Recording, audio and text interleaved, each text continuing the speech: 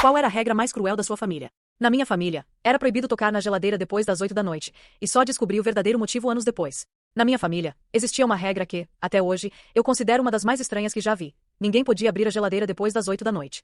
Sim, você ouviu direito. Não importava se era para pegar água, um iogurte, ou até um pedaço de fruta. Depois das 8, a geladeira era território proibido. Quando eu era criança, eu achava que era alguma superstição boba.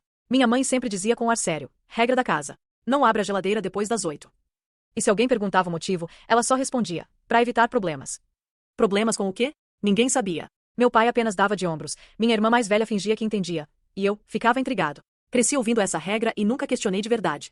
Até que um dia, já adolescente, voltei tarde do futebol, morrendo de sede. Olhei o relógio. 8h37. Pensei: não é possível que algo ruim vá acontecer só porque eu quero um copo d'água.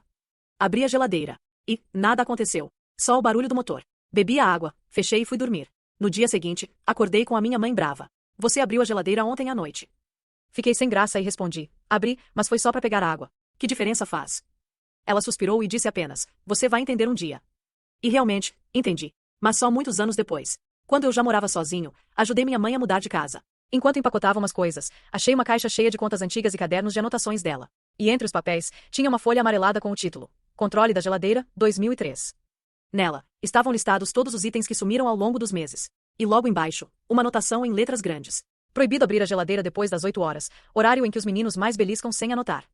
Eu comecei a rir sozinho. A regra misteriosa nada mais era do que um método para controlar os gastos de comida. Minha mãe tinha feito isso na época em que as contas estavam apertadas e ela precisava economizar. Ela criou a regra das 8 para evitar que a gente ficasse assaltando a geladeira à noite. Mais tarde, contei para ela que finalmente tinha descoberto o segredo. Ela riu e disse: ah, meu filho, era isso ou a comida não durava até o fim da semana.